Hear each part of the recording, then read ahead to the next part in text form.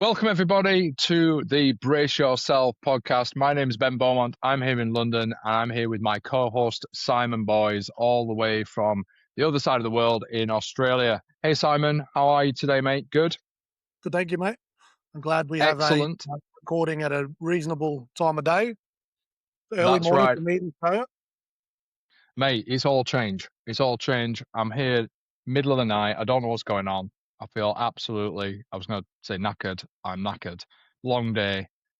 It's cool, though. Kind of like it. Dark outside, different atmosphere. So anyway, welcome everybody to the best podcast in the world. This is for people who love scaffolding, people who hate scaffolding, people who wonder how on earth scaffolders do what they do and love it for the magic that it is. Listeners, you guys can expect some interesting topics, maybe some expert analysis, something that's quite funny if we decide to bring our sense of humor this time. And we will do our best to make it absolutely awesome. Speaking of which, Simon, I'm guessing you're feeling awesome today, but I was just saying it is a bit of a weird timing. So how have you managed to do that? I can see the sun's coming up now, which is a bit different. Yeah, when we first started recording, it was dark outside. The sun's come up now, so hopefully my complexion looks a lot better on the camera. And the people You've had a listening haircut as well, mate, for this I had a haircut at since home. like 2 weeks ago. The mullet's coming. Yeah, my wife is a hairdresser, so she cut my hair, and I had to have a little bit of a conversation with her. She left it a bit longer at the back. I don't like it that long. Business party at the back, mate. Business at the front. That's what he's saying, it. Yeah, well, we might do a little trim on the weekend and tidy that up, I think. Mate, you have to be careful, but I suppose in the most dangerous town in Australia, you can afford to look a bit bogan, can't you? Mate, what did you have to throw that in for? We're trying to, like, now all of our sponsors from, like, tourism, Queensland are going to pull the plug. All of the people that support the podcast from Townsville are now going to leave.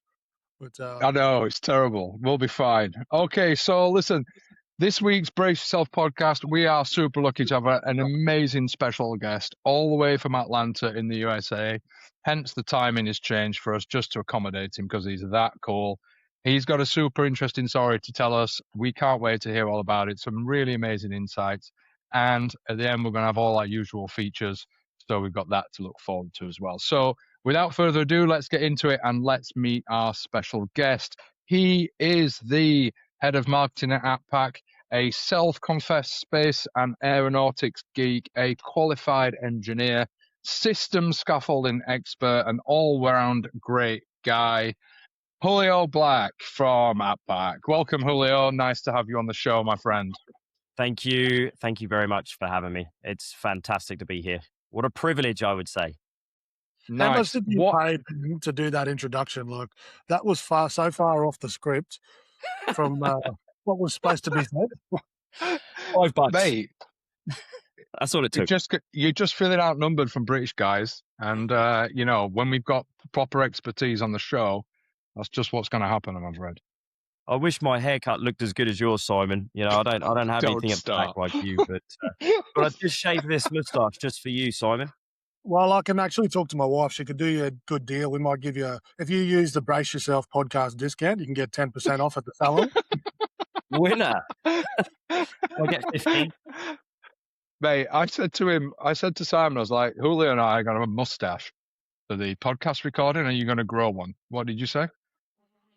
Don't know. I can't remember. What did I say? Tell me. You swore at me, so I'm not going to continue and say that. We're a family show, man. I thought I'd keep it in full flight. Your mustache is looking very good, mate. Thank you very much. I think Simon aspires to look as good as us, actually, mate, I would say. Is there a story behind the mustache at the moment, Julio? Oh, funny enough, I was at a kid's birthday party the other day for my oldest son. He went to his mate's birthday party, and I was sitting over the table from a firefighter, and we were talking about all the stories, typical firefighter stuff, house burning down, road traffic accident, those types of things. And as he was talking, I kind of felt inspired because he had this amazing mustache. And I said to my wife, I said, babe, when I get home, I'm going to shave a mustache. She says, no, you're not. And so I'm like, and I shaved it. Said, what are you doing? You look ridiculous. And I probably do look ridiculous, but here we are. So I felt inspired. Why not? Well, I do the same thing. I go through a phase where I think I'm just got to go to the bathroom and I'll just shave like a mustache or something, and my kids hate it, and my wife hates it, and they're like, "Dad, get rid of that caterpillar off your lip." And then the more they hate it, the more I leave it there. But then I get to the fun point where it just starts to annoy me when it tickles my lip, Oh and I'm yeah, like, okay, it's gone now. Mate, yeah. Oh, the they, stuff Maybe you it do to might annoy your inspire kids. the same way the firefighter inspired you. oh, absolutely, mate. So Julio, tell us, without giving too much away, tell us about what you do. Tell us a little bit about you. What's your role at AT-PAC at the moment? Yeah, mate, absolutely. Well, I'm head of marketing for AT-PAC. I've done a variety of roles with AT-PAC that I'll talk about a little bit later on. But right now, I pretty much get to travel the world, do trade shows, events. I get to talk to people. I get to do podcasts like this, and essentially just change the way AT-PAC is marketing all over the world. And I'm based in America. I'm based in Atlanta. Have been for the last 11 years now. And but work never stops because I'm in that time zone, right, where obviously I service the Americas, Nam Lam, but then we service obviously the UK early in the morning, and then Australia is either super early in the morning or late at night. Same in Asia, so it's pretty tough, really. But yeah, I'd say that. Well, I love what I do, and I love America, which I'll talk about later. That's nice. You've upset Simon. I thought he was going to he looks like he was going to start, that's the most upset I've seen him since I joined a call normally. So, I was just preparing yeah. for the people that listen in the car while they're driving their kids to school who don't watch the recording. So they can't see my face expression, so that's fine. And they can't see the quality of Julio's mustache either. I mean, it's like a junior Tom Selleck. We need to get a Tom picture of Selleck's that young son. It's for the thumbnail of the video. Let's get his mustache front and center We should definitely do that. in a firefighting suit.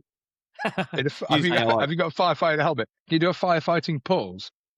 We'll just have ChatGPT put it in. That's right. Nice. So what have you been doing over the last week, Julio? I spoke to you last week. You'd been all over the States by the sounds of it. Where have you been in the world in the last 3 or 4 weeks? So this week, where was it this week? Last week I was in, where was I? Houston? Toronto, weren't you? Yeah, I was in Houston. Yeah, Toronto. Prior to that, Fort Lauderdale. I went somewhere else prior to that. Where did I go? I travel so much that I find it hard to keep track. Actually, I've got Dubai coming up in a few weeks. Going to Glasgow as well, and London for a little bit, and definitely coming to Australia for the SAA event later in the year. And where else am I going? Oh, I'm going to Chile, Expona event happening in the summer. So get to travel around. The hard part of that is actually doing work because you spend so much time traveling and doing events and so on. It's that you actually do have a day job as well. And wearing branded trainers, don't you? You do that quite a bit. I'm a bit of a fan. I'm a bit of a fan of the branded trainers. Actually, we just, in fact, last week. We have this annual event for the sales team in the US, North America, and US and Canada, and I think we gave away 13 branded sneakers to Salesman of the Year, Safety Award, Branch of the Year, those types of things. And it was really cool to see. But I have to thank my friend Matthew Horwood because he's the one that created the first pair of AT-PAC branded sneakers. So I do appreciate that, Horwood. If you're listening to this. Wow, style coming out of Townsville. So it does exist. You guys were taking the piss out of Townsville, world's most dangerous place in Australia. There's 2 superstars of the scaffold industry. Matt Horwood, he's come out of the. Who's the other one? Even though the other one, I'm sure you're going to work that out. But the only problem with Horwood was he went to the wrong school. Like the school that he went to and the school that I went to are rivals. Ours was much better than his, but we won't hold that against him. I don't even think he's a subscriber, mate. And if he is, he won't be for much longer. I'll send this to him. Don't worry. I'll send it to him. He'll be on the next show, I expect. I bet he's an absolute legend, Matt Horwood. Send through a photo of the branded trainers. We'll get it up on the socials so people can see how cool they are. Yeah, I wish I had a pair of branded trainers. Oh, right. You're talking to Ben. Every week we have a call, and he's like, "Oh, look at these new pair of shoes I've ordered." I'm like, mate, how many pairs do you need? Too many, probably. Oh, look at that! Is that the AT-PAC hoodie? Mate, yeah, it is an AT-PAC hoodie. Look at that. Look, and if I had anything wet in this room and I needed to transport it, this AT-PAC dry bag would also be absolutely fabulous. So, just saying, We I'd gave be those out at preparing. ScaffX. So anyone that turned up at ScaffX last year received some amazing swag that we had actually. So if you missed out, stop by this year and you'll get some good swag as well. Sounds good. Yeah, it was good swag. I had to kind of force my way into the little back room to try and get myself a hoodie, and people weren't impressed, to be fair, Julio. But Charlie came good, so we were all right. It's all But it good. wasn't locked. I might have to lock it this year. I didn't even realise, but I didn't have to. I'm just I'm about to roll on in there. You got a way of getting yourself into places that you shouldn't be, so I'm not surprised. Let's move on quickly. This episode is powered by Leeches, the one-stop marketplace for the scaffolding and construction industry, with over 30,000 product lines in their online store. They've got everything you need to deliver your project to industry-leading standards. And as a customer for the last 20 years, I know they get you what you need when you need it. If you head over to their online store at leeches.com, be sure to use the discount code Brace Yourself for an exclusive 15% discount as a thank you for being a subscriber to this show. So, Julio, when I said to you, do you want to come on the podcast, what did you think? To be honest, I was kind of happy because about 3 years ago, I said to myself, gave myself a goal. I'm going to do a podcast. I'm going to, whatever it might be, on marketing, on products, on industry in its entirety. And I saw your podcast sort of coming out, or you were talking about doing it. I think Simon, it was with you actually, mate. I was talking to you in Vegas when I saw you, and I was just like, yeah, I've got to do it. Let's sign me up. I'd love to be the first guest, but I guess I wasn't good enough for that. So you had to have some real scaffolders on, so that's all right. Well, it's actually good timing, really, because I'm actually advertising for a new co-host because our ratings have slipped the last few weeks with Ben hosting the show. So there could be an opportunity coming up. There you go. There you go. I'll fill in. That's it, mate. You've got to take a vacation. I'll fill in for you, mate. All right. Sounds good. That's perfect. That's perfect. Okay. Julio, we're really lucky to have you, and it's going to be great to get into the conversation. So let's do it. So, Julio, we're going to talk about your early life, your career journey, and how we find ourselves here with you today, what your role's been like. We're going to have a little chat with you about your passions in life and in a professional sense. And let's see where that journey takes us, because I'm super excited about some of the things, even before we get to your very special contributions for our super segment at the end of the show. So that's something not to be missed. So, Julio, the question then is, we were going to talk about your early life. So tell us, what was the journey for Julio from kind of the early days up to being, I guess, 18 and heading off to uni? How did that bit of your life start, and what was it like? Yeah, I had a pretty unconventional start to my life actually. I was born in Argentina, but I was born into poverty, to be honest. It sounds terrible because it really was awful. And if it wasn't for my mum getting us out of Argentina, I probably wouldn't be. I would definitely wouldn't be in the scaffolding industry, let alone have two pairs of shoes. So it was pretty wild. But when I came out of Argentina, out of poverty, we obviously came back to England, where I was in sort of shared accommodation, multi-family homes type of situation. And then, my mum managed to sort herself out, get a job or whatever. And we ended up moving into a little village in the middle of nowhere in Suffolk, a little village called Bilderston.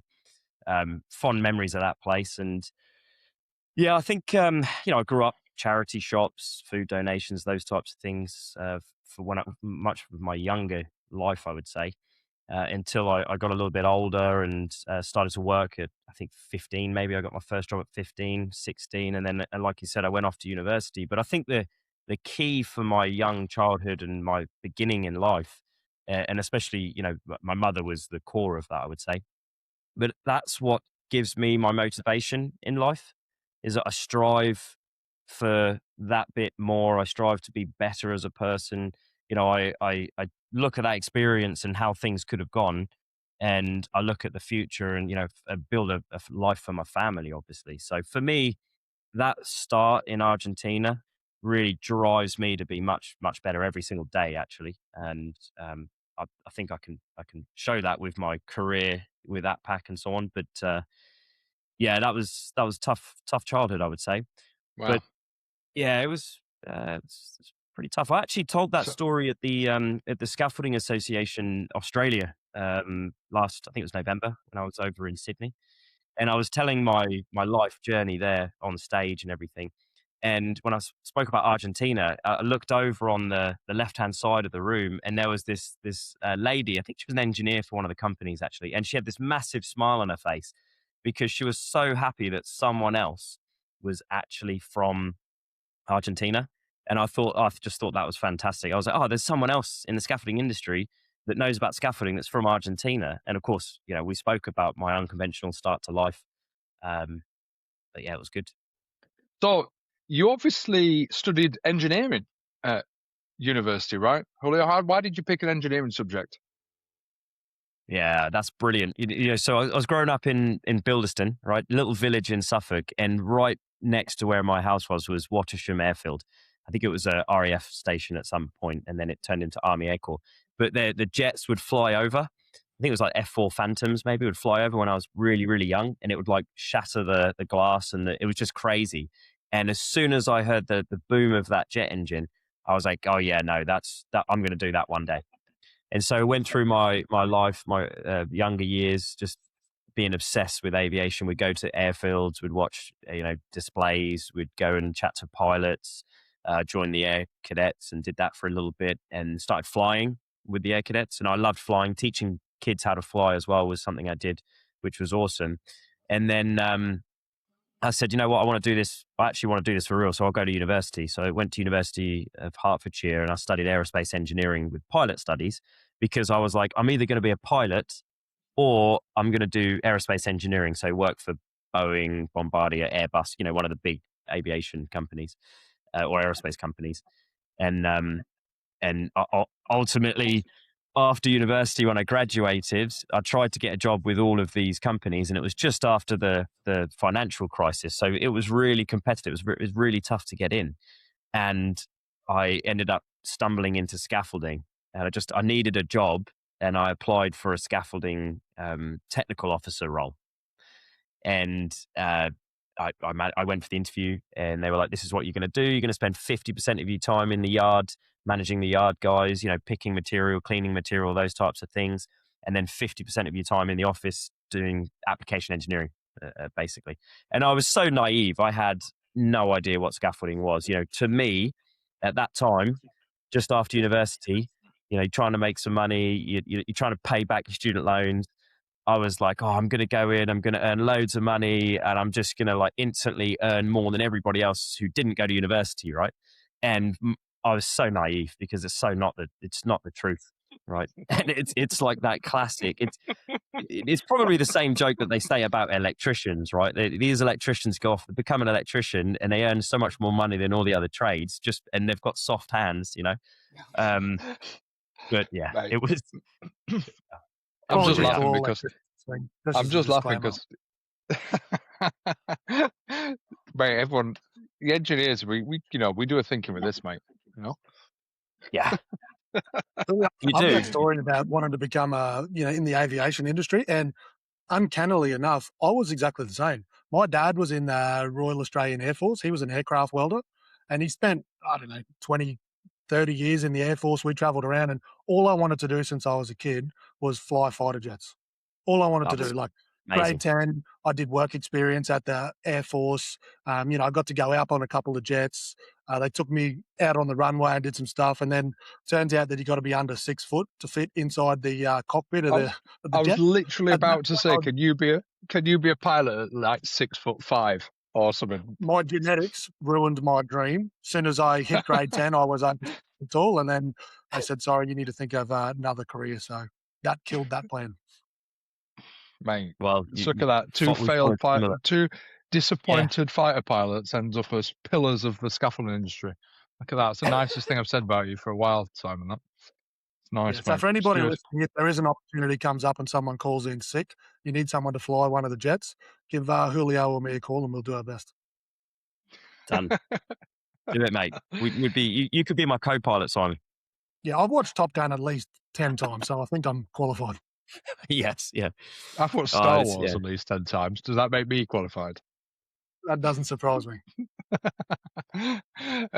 So the first role you started with, it was with Scaffolding, wasn't it? You were in a design role, because I remember starting I would have been probably 4 or 5 years before you, I think, in the design career journey. But I remember crossing paths with you in that early time, like 2007, maybe, was it? 2008? When did you start there?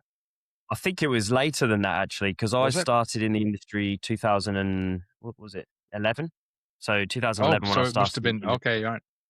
Wow, So it's so it just was like 48.3 after, time. Okay, cool. yeah, Right, yeah, it was, nice. mate. Yeah. But I Wow. was trying to think when did I actually first meet you, or when did we first talk? But I literally I couldn't remember. It was on LinkedIn, I think, at first, Forgettable possibly. is what it obviously must have been. I'm sorry for being so forgettable. Sorry, mate. It's not the I first don't time even we've heard know. that. Just say that quite regularly. Oh yeah, no, I have to remind people. It's a good job I think about it all the time. So tell us, you obviously then you joined AT-PAC, right? So tell us how that came about Yeah. and what that's been like. Yeah, so that first year was a reality shock because I actually spent more time picking and cleaning steel scaffolding components, I would say, than actually designing scaffolding.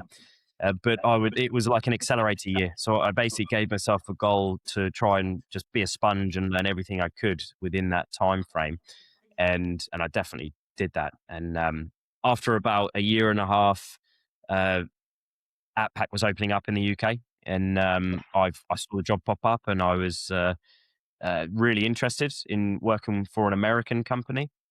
And this was like 13 years ago, something like that.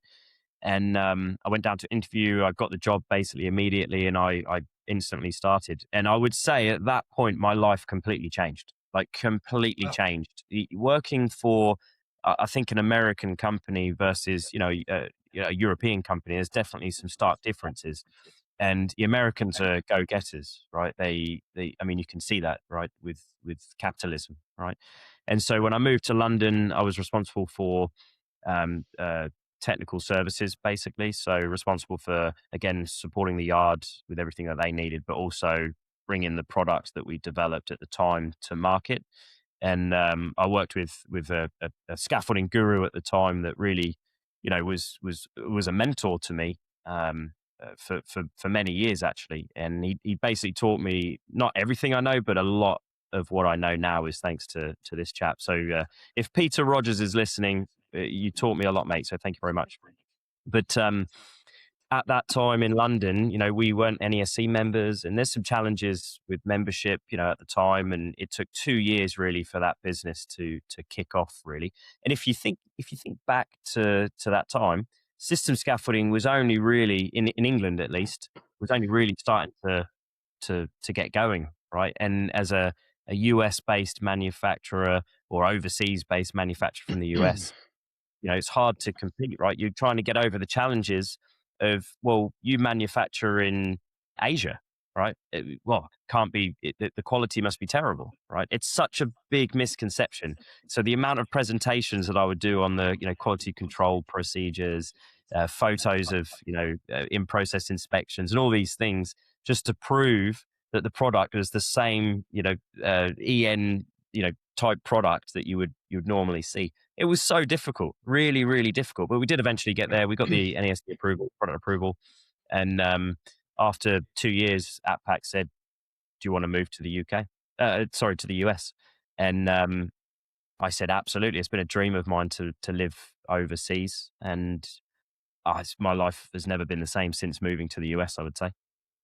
So did you first move to Atlanta, Julio, or was that a destination after somewhere else, or did you go there first? Yeah, it was just Atlanta. It's always been Atlanta. It's the headquarters for AT-PAC. It was started in 1995, founded here close to Atlanta, basically. So it's always been the corporate office, and that's where they moved me. And the office is in Roswell.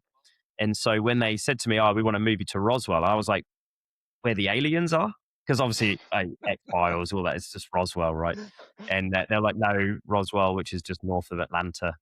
And yeah, and so they threw me out to Atlanta. I got to check everything out. Where am I going to live? What am I going to be doing? And funny story, I rented a pickup truck. They gave me a pickup truck, right, to drive around to look for property. And I'd never driven a pickup truck in my life, right? I'd only ever driven. I had a BMW M3 at the time in London, right, and everything else prior to that was much smaller. I drove a Mini around for a little bit, and so I get in this massive pickup truck, and I'm driving around trying to find, I'm going to live in this apartment or that apartment. And I was trying to do like a UE, but it's got to be like a 3-point turn. I put it in reverse. I reversed back. I'll never forget this. And it was like bang, and I reversed into the side of, I think it was a Mercedes Maybach. I think it's a Maybach. Oh man, like a big Mercedes. And I was like, what happened? What happened? I get out, and this dude gets out the car in this rage, just this massive rage. And he's taller than you, Simon, I tell you. And I'm like, oh, I'm done for here. I'm done, basically. And he was like the nicest guy. And he's like, just give me the insurance details. I was like, I don't know what the insurance details are. I've got my UK driving license. But anyway, so I go in the glove box, and there's an insurance card that's like 5 years out of date. I'll never forget it. Anyway, it was a funny story because now I drive a pickup truck, so I can't complain. Of course, but it was. What kind of pickup truck have you got? What kind of pickup truck have you got, Julio? Well, it's green. It's a friendly green vehicle. No, it's a Cybertruck. Everyone knows it. Nice. I was going to throw you guys. I've got F100. I mean that's like the. F-150. I mean, you won't get the 200 because that's a bit. A 250. Sorry, that's a bit. That's too big for me. I couldn't handle an F250. He's a big truck, man. I loved being in Vegas a couple of months ago, like seeing the Cybertrucks everywhere. Every time I'd see one, I'd be like, wow, there's a Cybertruck. I don't think there's any in Australia on the roads. Every now and then you see one like on a display, something like that, but you just don't see them. They just don't exist. I don't know whether you can actually have them. How frequently are you seeing them in the States? Because I haven't seen one for I don't think I've seen one in the UK. I might have seen one in London once, but I don't know if they're legal in the UK. To be honest, I was thinking I've seen one in the XL or something at a show. Oh yeah, yeah, probably. That's probably about it.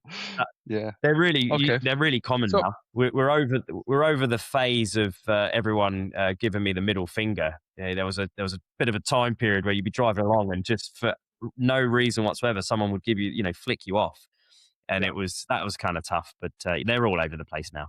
It's great. I watched the TV series on Netflix with Glenn Powell, the one how he goes undercover as the football agent. Oh yeah, that's a brilliant show. Yeah. He's got a Cybertruck, doesn't he? Yeah, that's right. My kids loved it as well. We watch it together, and they're like, "Oh my god, Dad, what is that? It looks like a spaceship." I was saying that's a Cybertruck. So then we had to jump online and Google it so the kids could see what it was, and then they didn't realize that it's actually a real vehicle. It was actually really cool. Yeah, it's I love it. It's a great scaffold vehicle. We put a brand guideline together for AT-PAC, and because we came out with a new brand recently, and I was like, right guys, we're going to do a vehicle branding manual basically, and obviously I used the Cybertruck throughout because it was like, let's get this Cybertruck branded, and I still haven't done it, and I probably won't, but it's quite love fun. it. Well done. That's cool.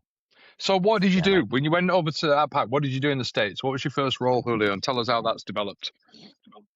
Yeah, so in the UK, obviously, I was technical manager. And then so when I went over to the US, I was responsible for setting up the technical services department for essentially the US and Canada. And so, I hired application engineers, designers to set up a formalized process on how we handle engineering requests from the sales team and our customers. And so I set that structure up. And at the same time, we were developing, I think we were developing at the time, the boiler founding system that we have for Ringlock, further development of more AT-PAC accessories for the Mark II Ringlock that we had released just prior to moving to the US. And it wasn't long after maybe a year of doing that where we got all that settled up. We overhauled all of our technical manuals, our user guides. We were doing lots of testing at the time as well. An analysis for the DIBT in the UK or Europe, I should say, for Germany, and other certifications globally.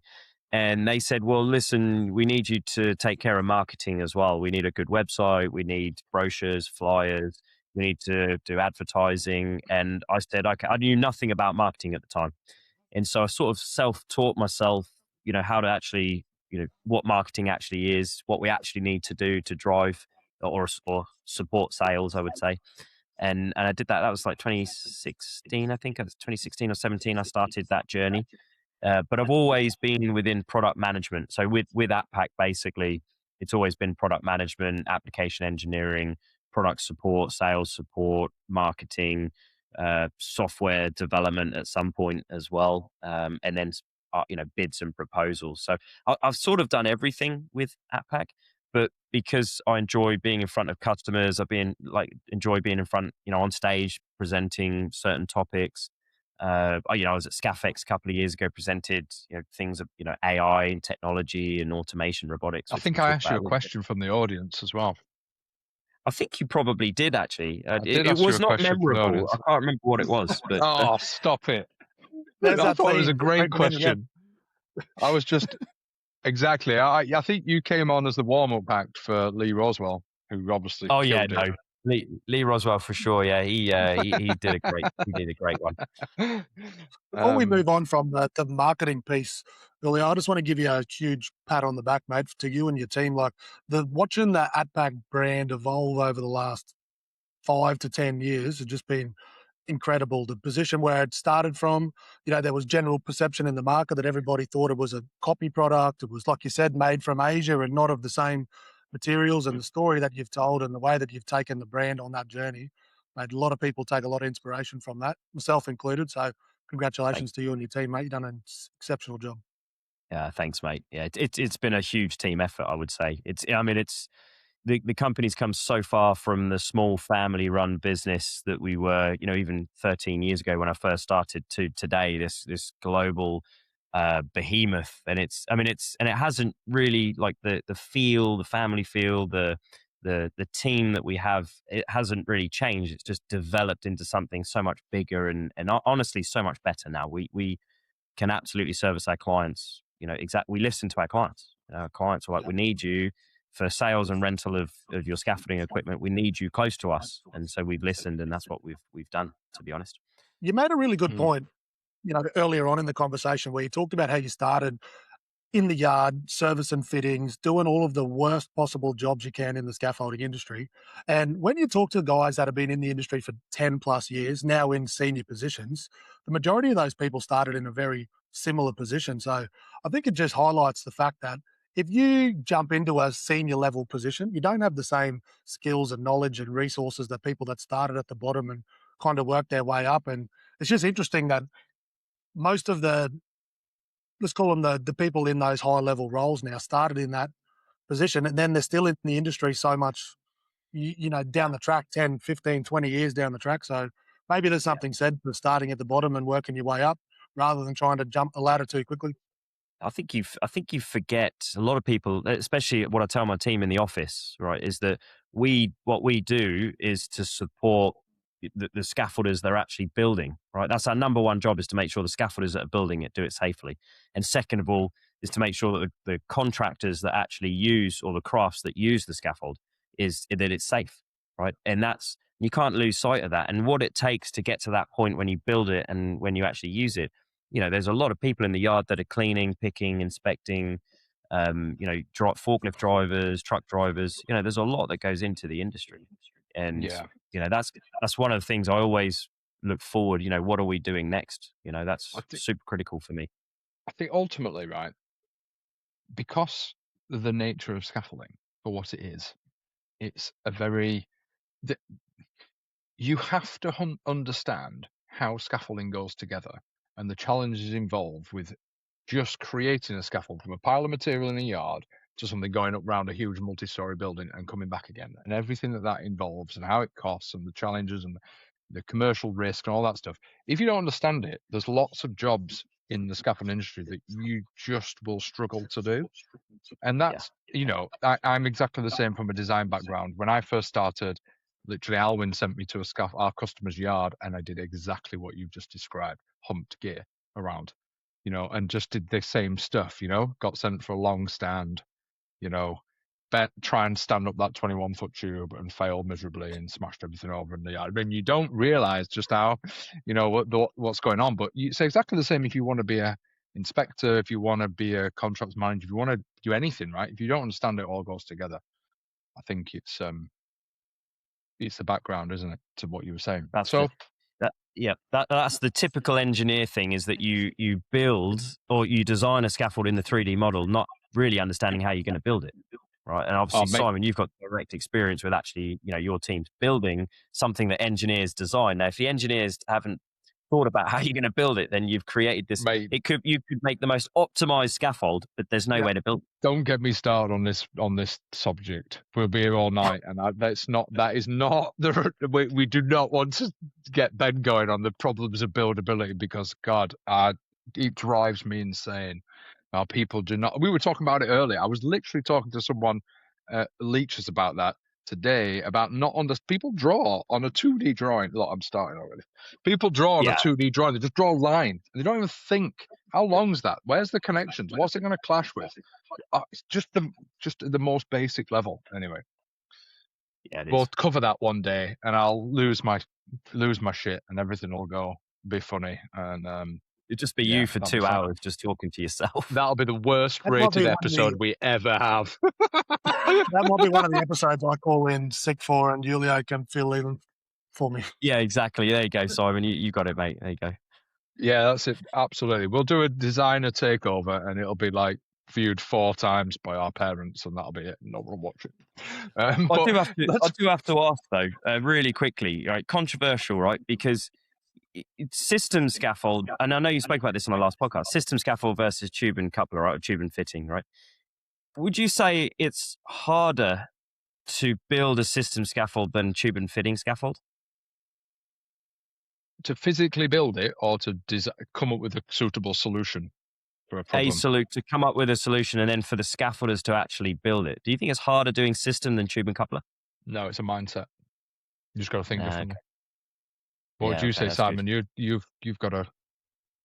I'm holding back here because I got plenty of one of the other episodes, because I said that system scaffolders are way more skilled than what tube and fitting scaffolders are. Yeah, but you only said that to set Ross off, and he resisted. To be fair to him, they are different. Look, credit where credit's due. They are very different. In my mind, a good system scaffolder is better than a good tube and fitting scaffolder. Technically, to get everything level and plumb and everything with tube and fitting, that's a skill on its own. But in terms of being able to, I've only got X amount of materials and I need to make this job work. How do I adjust bay sizes? How do I split bays? How do I adjust decks? How do I avoid this pipe, that clash, whatever? I think system scaffold is more technical. Tube and fitting, you'll just get your saw out, you'll cut the timber plank, or you'll cut the tube and you'll make something work. Yes, if anybody cutting any of my gear, any of my system gear, they're probably looking for a new job. So you just make it work with the system that you got. So look, mate, horses for courses. Let me quickly tell you. I'll be quick, I promise. But I don't want to do this an injustice. I had a customer called Terry Sennett in 2012. He became a real dear friend of mine. But what he did is he basically sold all his tube and fitting material. And I think it was in 2012. It must have been 2012 or 13. He bought all system scaffold, and he said, I'm going to do every single job in only system scaffold, and the only tube and fitting I'll use is for tie tubes, right? And we did. Wow. In 2012, and we did some insane jobs: churches, leaning house, castles, everything where where there's not a single straight line. And he was insistent on compliant. His standards were so high. It's like, this will be 25 mil off that wall all the time, no matter what. So you had deck, half deck, ashtray, everything, all the stuff. Like we used to call the telescopic components that Leia had lightsabers, because they'd save your ass on so many occasions. I don't know even why we came up with that name for them, but he invested in it. But he was proof that if you thought about it and planned it and did it and were committed, you can literally do anything in system. And it was cool and a privilege. We're the same in my company. We were proud of the fact that we didn't need to use tube and fitting. Doesn't matter what system you use. There's always a way to do it. If you plan it and you got the right materials and you think about it the right way, there's always a way to do it. Like we would have had maybe 2 stillages, a tube, maybe 1,000 couplers. Like that's all we needed to run, 50 plus guys. So it, Yeah. You. Yeah, you. You know I'm talking to you. What are you doing right now? Get your ass over to ScaffPlan.com, check out all the features, watch a demo, download a free trial today, and see how ScaffPlan will absolutely transform your operations. Get there now.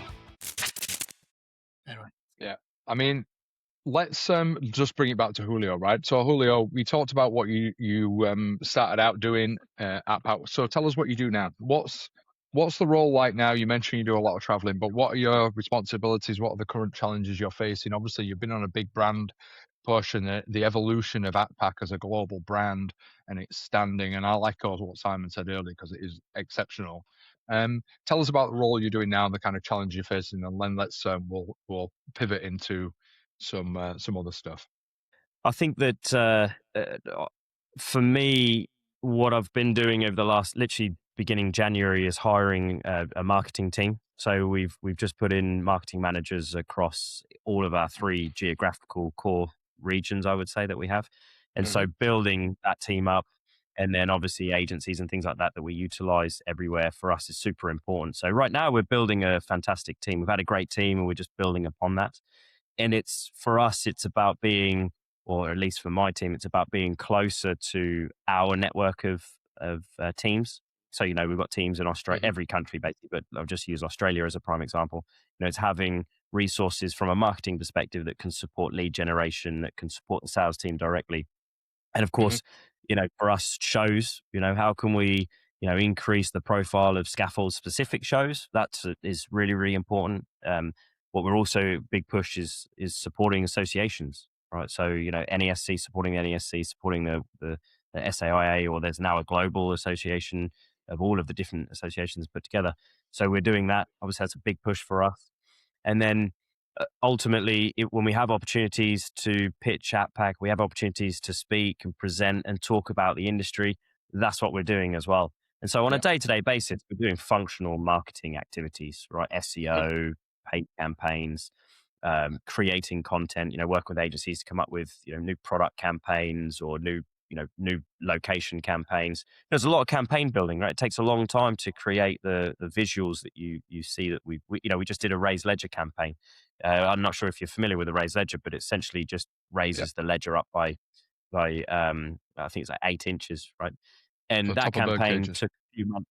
Yeah, for bird cages, large area dance floors, right? Fantastic product, by the way. Like it's a game changer for our customers, right? Because it mitigates the use of having to use timber products and plywood and so on. And you can just use your standard components.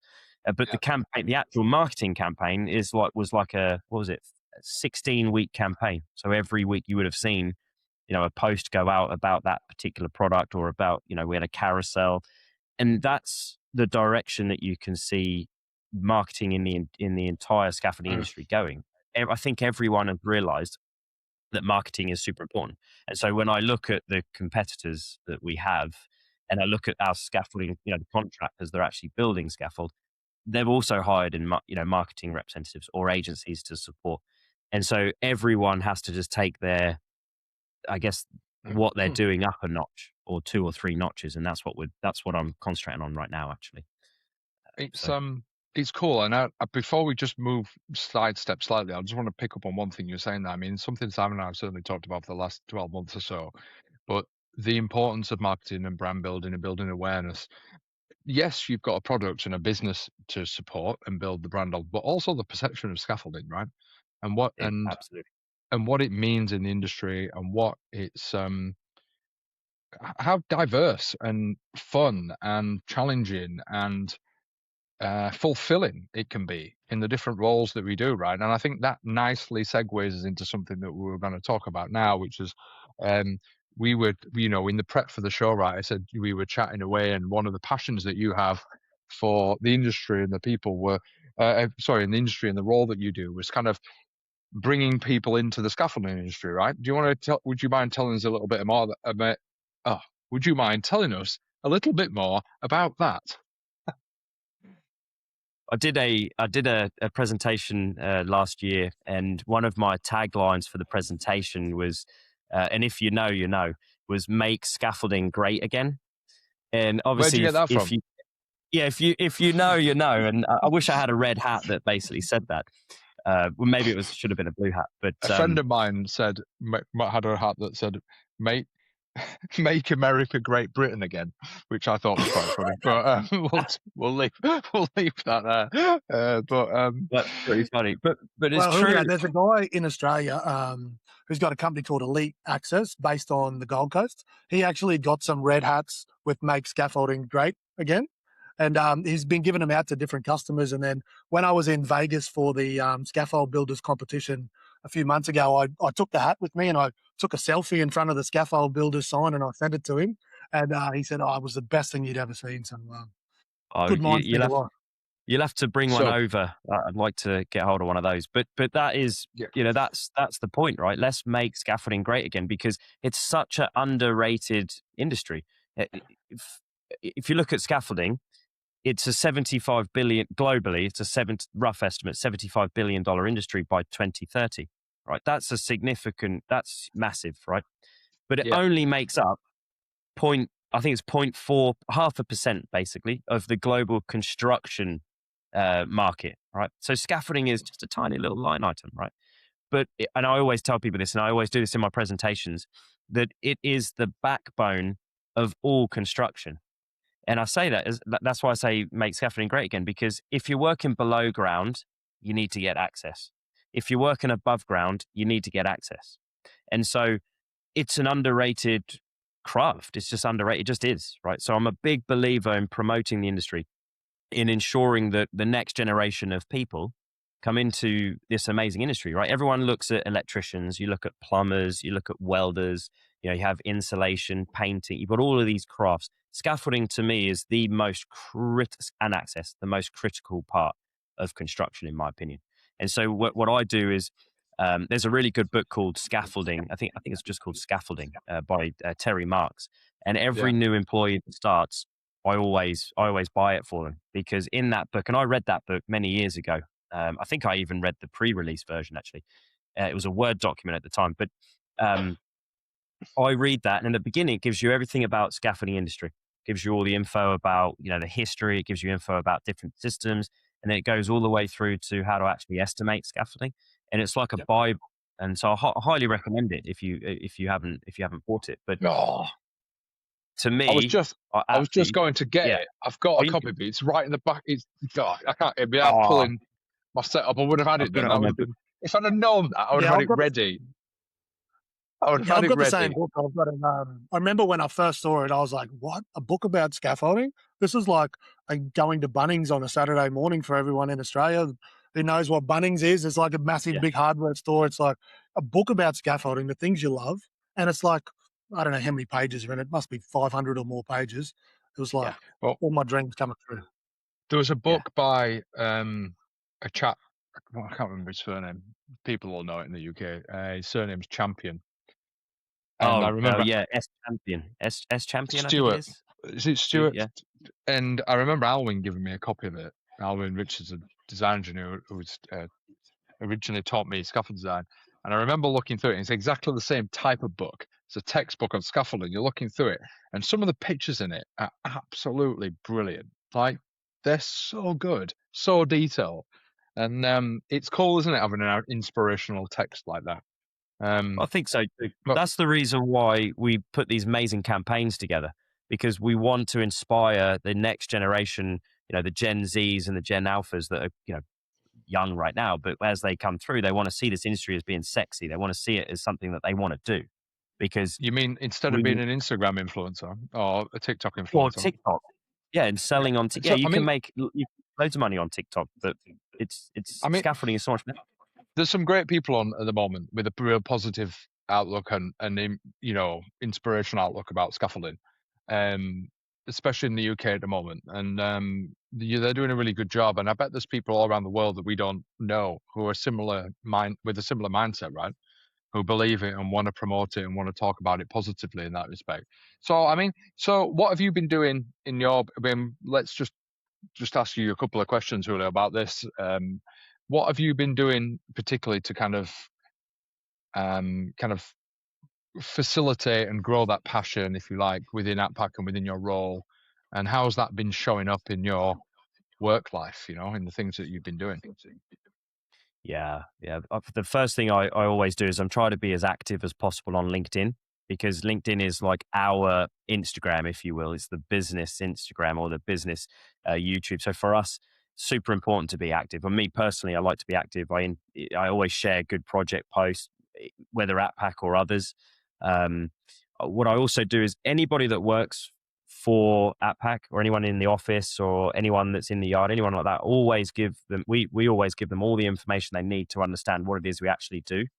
Because from that side, they can then talk to their family. They can also talk to people when they go out to restaurants. We always do this. If you're at a bar and someone comes up to you and they say, "Oh, what do you do?" "Oh, I'm in scaffolding." It's like immediately they just turn around and think, "Oh, whatever."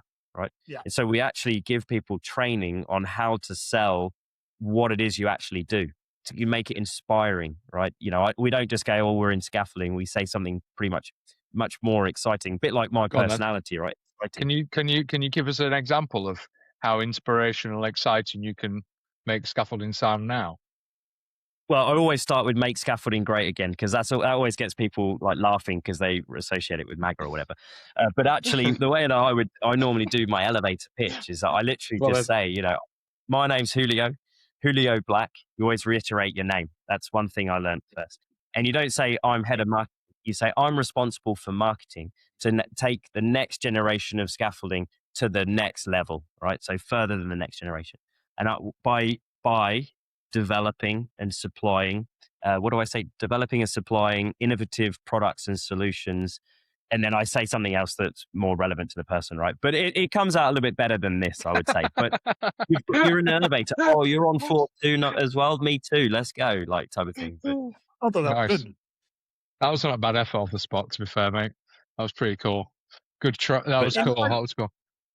You make such a good point too, because as soon as you say scaffolding, first thing they do is they look to see if you've got all of your teeth, and then they look to see if you're homeless, because that's the way that a lot of people think about scaffolders, because we've got this preconceived idea from years gone by that the guys that go to the pub in their lunch break, they have a couple of beers and they come back and they're unreliable and then they won't turn up when they say they're going to, and all of those things. But the industry's moved so much over the last 5 to 10 years that industry's that image is slowly dissolving away. And there's all these positive things, like you said, on LinkedIn and all of the ways of innovation in the industry. And yeah, scaffolding is such a small part of the construction industry. Yes, it's probably fallen behind some of the other parts of construction in terms of technology and adoption, but nobody grows up saying, "I want to be a scaffolder when I'm older." But I think that's slowly starting to change now. There's so much more positivity about the industry, and there's all these kids that want to come in, and there's so many positives and benefits for the industry as a whole. But it takes everybody's got a responsibility to uphold that image and do the right thing. So I couldn't agree more. I think we've got to invest in apprentices. We have to invest, and we do actively talk to colleges and present to college students that are looking at going to college, and they think electrician, plumber, and welders and so on. But actually, we want to talk about scaffolding. Yeah, we just need to get all the kids away from wanting to be electricians and plumbers and into scaffolding, because we're such a much better trained. It's not even the same level. Yeah, mate, I think quite right. I think most people in the industry can relate to that in some way. I remember telling my mates who I went to university with that I started designing scaffolding, and they were all like baffled. They're all civil structural engineers. You want to drive bridges and dams and stuff like this, and you're having a chat with them 3 years after graduating. You meet them up for beers and stuff. It's like you go back and you go, "Oh, what do you do?" "Yeah, I design scaffolding." "Design what? Do you even use your degree to do that?" Like, where do you go from that?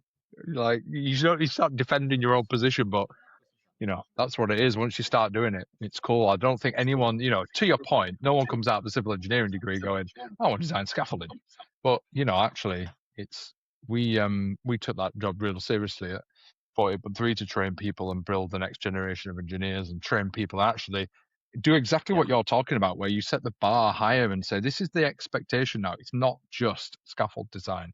It's a facet of civil engineering. We specialize in temporary works design. We just happen to specialize in scaffolding, but you are a civil engineer and you need to act and behave like a professional civil engineer and change people's aspiration level to be and operate at that level and encourage them to do that. Get chartered, become fellows, contribute in industry, go to the ICE, drive it forward, because actually scaffold design's really cool.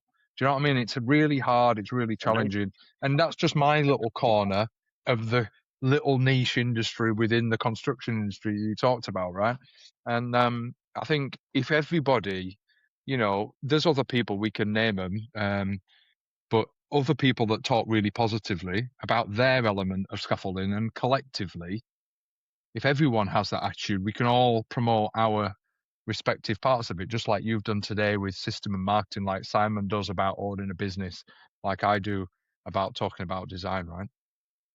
I think there's one thing that we should talk about is the fact that scaffolders are scaffolding every single day for many, many years, right? But there is more than scaffolding, right? So if you don't want to do scaffolding anymore, right? If you are a scaffolder and you say, actually, I want to try something else within the industry, there are so many other jobs that support the actual scaffolding work, like design, engineering, operations, sales. I mean, think about that as well. If you're a scaffolder and you don't want to do scaffolding, but you want to do sales, maybe you get a sales job, or maybe you get an operations job or something like that. Estimating, health and safety, estimating, project management.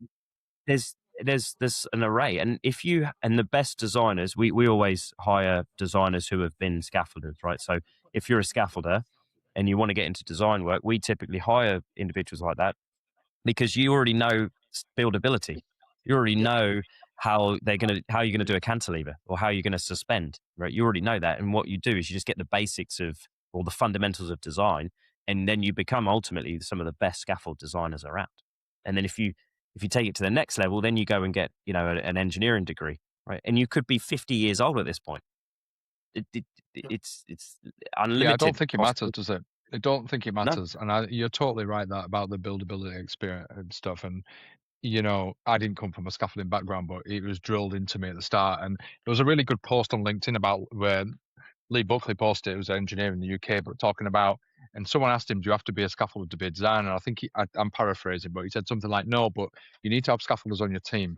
And that's so important, right? You need to have people around you that you can learn that information from. And in the same way, those ex-scaffolders, if you've got engineers in your team, can pick up that engineering balance, and then you get the blend of the best, you get the really good experience. It's no different to a professional QS teaching an ex-scaffolder how to estimate and them helping each other, right? The nuances of estimating scaffolding would be exactly the same principle. And you could apply it to all the other elements of running a professional scaffolding business, because they're, from all elements of the office to all elements of operations and everything in between. So, yeah, cool. I think that is a really nice place to end that little bit of the conversation. And because we could potentially go on all night. And, I don't know how many people commute into work are longer than this. They're going to have to do the journey in and the journey out to finish it off. And they're not going to want to miss this bit, because this is the best part of the show we're leading to now. At the moment. Oh, mate, they'll be stuck out. Julio needs to tell all his friends so we get at least 6 subscribers on this podcast episode. You know what I mean? Create some random accounts for you, mate. Mate, you've just been telling us that you're prolific on LinkedIn. So we're expecting some massive we might even get into double figures for this episode. It's going to be huge. It's going to be huge. Right. We should do great again. Right. We're going to hand over to my co-host for this part of the show. You ready to pick up the mantle? Yeah, this is the part of the show where everybody gets nervous, because we're going to showcase some of the best scaffold projects around the world and some of the worst. So everybody sitting at home saying, hope they don't show my picture in one or the other. But it's time for Penthouse to the North. go. This is cool. We got Man. our very special guest, Julio. You've very kindly brought in a couple of photos of a project that you think is worthy of the penthouse. So let's start at the top. So what do we got? Give us a bit of a rundown for the people sitting at home, driving in their car, sitting in their boat out in the ocean, whatever they're doing, where they're listening to this. Describe this project to us the best you can. And for the people watching along, jump on our YouTube, Facebook, all of the Let's socials. skip to the beginning. There we go. That's the best picture to start with. Fantastic. Look at this. So this is a photo of a suspended scaffolding, a traveling suspended scaffolding under the most photographed and videoed bridge of all time, the Golden Gate Bridge in San Francisco in California in the US. Oh, I thought you were going to say the Ross River Bridge in Townsville there for a moment. I wish I knew it, mate. Sorry. Mate, is that I thought that was Townsville, that bridge, but it's Is it the colour of the steelwork gave it away. Get out. No, that's right. Tell us about that scaffold. What does it do, Julio? Paint the picture for the people listening in the car. This scaffold, this was one of the most amazing engineering projects I've ever worked on. And so they were installing a suicide prevention net system. Right, the Golden Gate Bridge was one of the most widely used places basically to jump off, and so they said, you know what, we're going to put a deterrent system in, which was basically just steel and cables to prevent a net, basically prevent people from jumping off. And so what they came to us and they said, design us a scaffold that goes all the way under the bridge, can roll all the way along the bridge underneath the bottom chord of the bridge, right? With certain limitations. And the limitations were, well, first of all, you had to span 90 feet, plus you had to cantilever out like 20 feet, I think, or 30 feet. So you could actually create a work area to obviously install the steelwork and the nets. And it couldn't be, there was limitations on the height. So you could only be, I think, maybe 10 meters below the actual bridge, maybe 15 meters maximum because of the waterway below. And I think it was for like light duty or medium duty work. So there was a weight limitation on the bridge. Of course, the bridge is super old, right? So they had to do a bunch of repair work. So what we came up with this incredible solution, 5 rolling scaffolds suspended under a bridge. Now, because there's a camber in the bridge, right? Because it's a suspended bridge. Obviously, you can see that in the photo, but essentially, you can't just put an I-beam and just roll through the I-beam. So what we did is we came up with a reverse rolling method, which you actually have an I-beam attached to the scaffold at all times. You then roll that I-beam through what we called cord clamps that were attached to the bottom chord of the bridge. And so you would move your platform, which was massive, it's 120 feet, in span, lengthwise, right? And then it's like 40 feet wide, 50 feet wide. And then what you'd do is you'd move the platform, you'd take the back cord clamp and move it to the front. Then you would move the scaffold and you'd basically move all the way along. So it was just an ingenious solution, really, that was buildable from the top of the deck. And then below that, obviously, we used AT-PAC ring lock scaffold for the work access area. And then we used this amazing fly form system that was typically used by Aluma in the US. And then we used an RCS beam system along the bottom chord of the bridge. I mean, what an amazing solution. And the contractor was Shimmick at the time, working on behalf of the state of California. So, I mean, incredible solution. And actually, if we talk about suicide alone, I'm a huge advocate that we need to reduce and we need to get rid of it, right? And working on this project was just amazing. And actually, when we were working through the project, prior to engaging us, they were telling us that they would actually have survivors who had jumped off the bridge would come in, and before they did any meeting, they'd basically give a talk, about how and why this was super important for everybody. And I mean, what an amazing project. And it was a team of people that worked on the project from our side. Cool. So how long did that take to design? Obviously, very complex, lots of people involved. What sort of design time would that take? I think we did the design work in about 4 months, I think it was. So from being engaged to finishing and then getting... It's a lifetime in scaffold design, Julio. 4 months. Yeah. I mean, it literally. You know what's funny is I'll watch Hollywood movie. I watch movies, and it's in. They film the bridge, and our scaffold was the most photographed scaffold of all time, without a shadow of a doubt. Maybe Big Ben in the UK, that scaffold was pretty good, but that wasn't my scaffold. But you can see, what an incredible structure this was, buildable, lightweight, and it had to resist some quite high wind loads as well, being on the bridge there. And sharing pictures and information like this is so important because, as we touched on before, is the image of the scaffolding industry. People think about high-rise apartments and putting scaffolding around houses, and projects like this, suspended under a bridge, cantilevered out the side. Like, I don't even know how high above the ground that is. This is the sort of things that we need to share and promote. That scaffolding is not just putting one piece of steel on top of another, chasing along a concrete wall. There's so many other elements to it, and this is amazing. Right? This is the score. If we're able to share this, we'll share these pictures on our socials, and obviously, if you get a chance to watch the show on our YouTube or Spotify channel, you'll be able to see the pictures that Julio's kindly shared with us. But we'll share these on our social channels because most people think scaffolding is just on the front and back of your house, right? That's what people think. That's the vast majority of scaffolders. So yeah, you're totally right. And what a fantastic project to feature on the show on this section. A genuine penthouse contender. Might even make penthouse all time. It's like in August in the Premier League and someone scores an absolute worldie. You think that could be goal of the season? Couldn't agree more. But this is duration. By the way, this scaffold was up for 6 years. These platforms were up for, or 5 years. It's like the Forth Road Bridge. It never stops being painted. It's just exactly. It is. What a cut. Well, I mean, God, I bet they have to do that too. But that's a totally different question for a totally different time. Let's move on. So that was really awesome.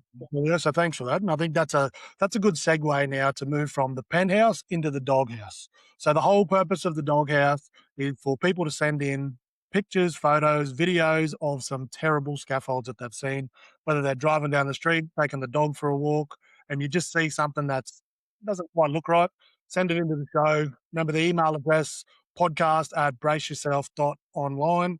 We'll have a little bit of a laugh about it. We'll have a bit of a joke. But there is also a serious side to it. So we want to be able to share this to show people that the last thing anyone wants is anything that they've built being shared on this episode. So right. Let's bring it up. Well, the good news is Julio shared one of his scaffolds from when he did his time in the yard building scaffolds. So these are cut straight from the Julio scrapbook of quality scaffolds. So Julio, why don't you do us a favor and tell us exactly what's going on in this photograph?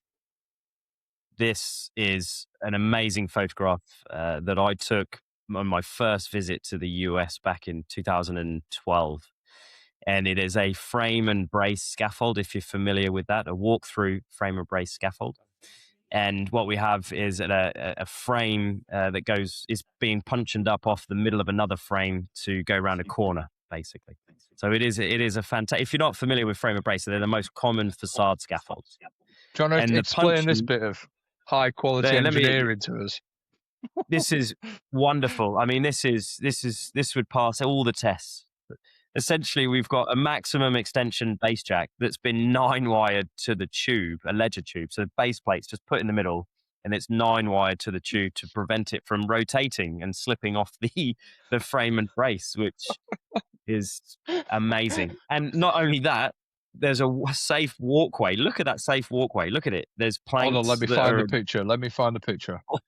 Here it is. There you go. The public are walking below this scaffold, and I was do a better job. I was blown away by it. That is an absolute beast. The diagonals, they're 9-wired in. What's great is at least they've taken account of the health and safety impact of not bumping into the scaffold below. But if you walk underneath it, it could completely collapse and spear you at any moment. So the planks are fully secured as well. Shock absorption, because if you run into that and that jack slides off the top of that frame, the whole thing's going to come crashing down. So it's actually quite innovative. Mate, these braced at the top, look. Oh no, the brace is not fixed to anything. Look, what are those braces fixed to? Oh no, They're wired. Oh, Look at that. quality. Yeah. No slippage there. You're not going to get anything there. That's just This wonderful. is a perfect example of how system scaffolders are able to adapt the kit they've got to meet any need, Julio. This is what Simon's talking about, isn't it, mate? Yeah, it's, Fantastic. Look at it. so I just like the way that those timber planks are secured down so they can't move or accidentally roll off the side. It, Yeah. so So, Julio, would this be in the US, Julio? Would you see much like this around in the commercial space, or this is just an exception? hold on. Oh no, this is normal. Really? So, Normal. I mean, you see it all the time. Yeah. Julio, so part of the show here, we do this thing where we try and justify the scaffold as if it's your own. So this is obviously, you said you took it on your first visit, but we're probably, we can probably be honest with the viewers and tell them that it was one of your designs. So let's just assume for a minute that is not a complete lie. And if you wouldn't mind taking up the challenge of a 30-second justification for this scaffold and give us your best sales pitch as to why this scaffold is absolutely fantastic and meets all the regulations. You ready? Ready. Timer All right. starts now. Off you go. Well, I've designed and personally built this phenomenal frame and brace scaffold for you. It's a facade scaffold going around the corner with overhead protection, and just the horizontal ledger right there in the middle can support kilonewtons and kilonewtons of leg load. So it's completely secure in place. 9-wire is stronger than anything else. It's 10 seconds. perfectly acceptable to be used. And the wood boards, I mean, impeccable. They don't look like, oh, I messed that last bit up, but they're fantastic. It's harder than you think Mate, to sell a mate, rubber it scaffold. baffled all the Americans with using kilonewtons instead of pounds. I should have done. I should have done. I forgot who I was talking to, yeah. Isn't it hard? Like when you get put on the spot, you got 30 seconds to try to justify something that you would never actually justify in real life. It's actually so much more difficult than what it To be sounds. fair, Robbie That did was- a pretty that was good a lot job harder. last time. It's way harder. I mean, listen, I thought it was horsehair, mate. Looks like horsehair. That's what I'd have said. High Into quality. honesty, Just for the avoidance of doubt, Julio had nothing to do with this project. He didn't design it, didn't build it. Took a really, really good Thanks, photo. mate. So Thanks for the clarity on that. it will, Honestly, why can't you just leave people to imagine it themselves? this He's an keyboard aerospace engineer. heads over that. This They'll is listen what- to this much. So Mate, this And is then what happens that's when all. marketing start doing design, honestly. Oh, terrible. Terrible. I know. Terrible. Quality. That was great. That was funny. Oh, mate, mate. thank you for having a go at that. That was really cool. Good effort. Gave it a Good go. effort. Well done. Well done. So, well, we've come to the end of this part of the show, and I think we'll just close that bit up and say, look, it is a bit fun. Don't take it too seriously, our American friends. You can continue on your journey to make the American scaffolding great again. And, just don't use that in the marketing content. And when you do it, you just have to put Julio's Cybertruck on top of a pavement gantry, and that'll demonstrate just how high quality that frame and brace system really is. That'll work out just fine. So, listen, if you like the penthouse, the doghouse section, just to reiterate what Simon said earlier, send in your photographs. You can share them on Facebook, or you can send them to us on the email address that's on your screen right now, which is podcast@braceyourself.online. And I would like to thank you, Julio, to you, my friend, for coming on the show. Thank you for sharing your time with us. Thank you for keeping me up into the middle of the night to record this for you. Next time we have an American guest, they're definitely coming on in the middle of their night, so we can do it in the morning. We've got to pull rank on that, Simon. We want to remember that. Thank you very much to you, Simon, for being a great co-host and obviously making me look fabulous in your skills. Thank you to Awesome who do a great job producing this. Thank you to our sponsors. You guys are great, and we couldn't do it without you. And obviously to our listeners, thank you to you for tuning in and being part of this show with us. Thank you for being part of our community. And remember, you are the in crowd of the scaffolding community. And if you enjoyed this and you liked it, please tell all of your friends, tell all of Julio's friends to tune in for them. Please tell people in Australia, because apparently Simon's not done that well enough, and we need to have more listeners there.